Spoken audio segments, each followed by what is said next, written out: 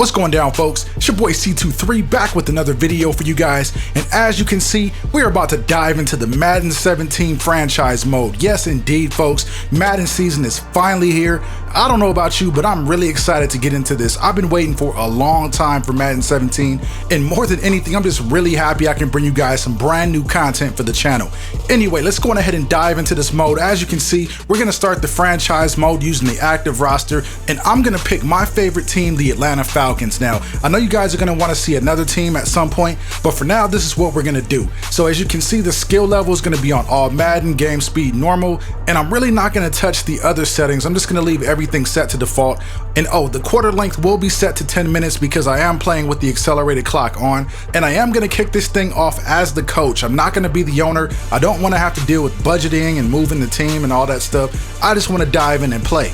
So I think that just about covers everything as far as the settings go, but there is one more thing that we need to do before we can dive into the gameplay, and that is set our season goal.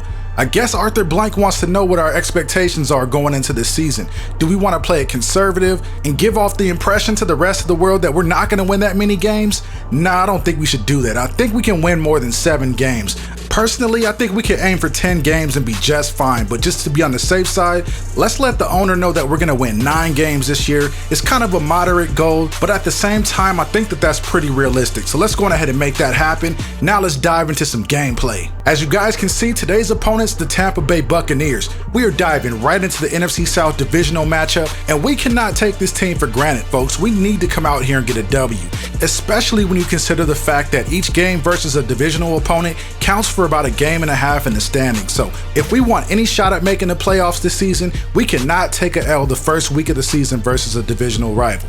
Now, one thing that you guys are going to notice in this game is that there is no in-game commentary. Unfortunately, I noticed this after I'd already recorded the gameplay, so if you guys are checking out this video expecting to hear some of the new commentary in the game, there won't be any in this one, but I did fix the problem, so moving forward, starting in week 2, everything will be good. Now, getting into the gameplay, my very first snap in Madden 17, Matt Ryan takes the snap under center and hits Julio on a slant for a nice pickup and a first down. And yes, indeed, folks, this is my very first game of Madden 17. I really just installed the game and hopped right into the franchise mode. I didn't mess around.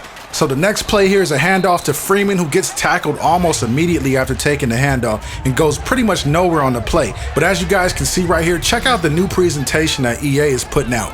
I already know some of you guys are going to think it's kind of cheesy, but I kind of like it. Introducing the players like this kind of reminds me of the way that they do it on TV, which in my opinion is a step in the right direction. What do you guys think about that? Now, getting back to the gameplay, Ryan dumps it off to Freeman in the flat, who almost picks up the first down, comes up a couple yards short. And right here, you guys can get a look at the defensive lineup for the Tampa Bay Buccaneers. They got a nice little squad. I won't even lie about it. On paper, at least, they look pretty solid. I'll give them that. I don't know how they're going to end up playing in real life, but on paper, they look good. So getting back to my first drive on 3rd and 5 now, Ryan goes to Julio yet again for another catch on the drive, picking up the first down.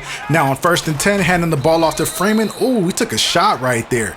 I'm just glad he held on to the rock, because that was a pretty vicious hit right there. He looked like he just ran into a brick wall and fell over. So after the incompletion right there to Julio, we're forced to punt, and we get to see what James can do with it on his first drive.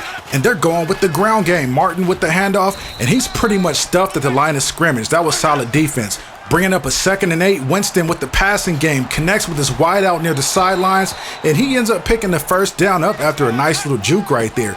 Going back to the ground game on the next play with Martin. Once again, Martin gets stuffed after a short gain of only 3. On 2nd and 7 now, they're going with the screen play to Martin, and he gets a pretty nice gain on the play, setting him up with the 3rd and short. So can we get a stop and get off the field? Winston in the gun, taking the snap, looking downfield. Look at the coverage. Winston runs out of time in the pocket and is forced to get rid of it. He almost went down for the sack. So on my next drive, I come out on 1st and 10, going play action, looking downfield, but look at what happens. Matt Ryan gets hit and coughs up the rock, and it's Tampa Bay ball. So we're back on defense once again. On 1st and 10 now, they go with the ground game to Martin, and he gets stuffed at the line of scrimmage. Solid run D. On the next play, Winston is picked off by Collins. He's going all the way to the house with nothing but green grass in front of him. He puts our first 7 on the board of the season, folks. So now we get back on defense and see if we can get another stop. On 2nd and 4, Winston firing the pass over to Evans for the completion and picking up the first down. So now they're looking at 1st and 10 now, going back to the ground game. And we are all over that. They go nowhere on the run play. Actually, they lose a couple of yards, bringing up a 2nd and 12. And once again, the coverage downfield forces Winston to throw it away. And look at the pressure that Winston was under up the middle right there, too.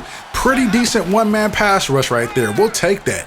Now, on the next play on the 3rd and long situation, again, look at the coverage downfield. There is nowhere to go with it. Winston forces it in the coverage, and it could have been picked off, but we bat it down, and we end up taking the punt.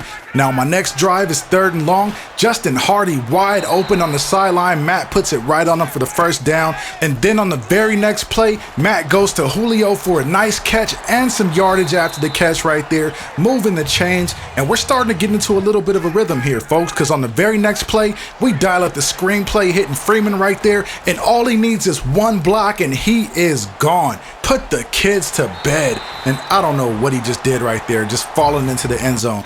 But we're up 14 in this one. Back on defense now. They go with the handoff to Martin, and he breaks loose. There was great blocking by his O-line up front, springing him free on that play. So they're able to set up shop just outside the red zone at the 20. Once again, going with the handoff right there. But this time we're able to shut down the run, and they end up getting no gain on the play. So on 2nd and 10, they decide to go back to the ground game again. And this time they're able to get loose and pick up 4 or 5 on the play. So bringing up a 3rd down now. Jameis taking the snap, and the gun has all kinds of time in the pocket. There is nobody open downfield. Look at the coverage. Winston decides to get rid of it at the last second, and it could have been picked off, but we end up batting it down and forcing the field goal try. So we'll settle for the 3 right here. Even though it probably should have been a pick, we're happy that we kept them out of the end zone.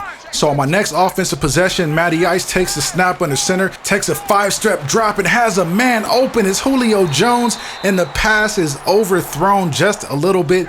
That could have been 7 right there. But a couple plays later, Matt makes up for it and puts the ball right on the money, and Julio's able to bring in the catch for an easy touchdown.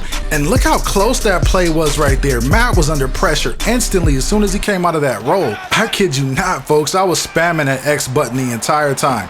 Anyway, though, getting back on defense, Tampa's able to put together a little bit of a drive here. Winston going play action just like Matt Ryan did a second ago, connected with, I think that's Safarian Jenkins with the catch, but it's too little too late as we end up taking a knee in this one, getting out of here with our first W of the season. We end up taking this one 21-13, and more importantly, getting a division win over the Bucs. Now, taking a quick look at the stat sheet, Matt Ryan was 12 for 20 for 176 yards and 2 touchdowns.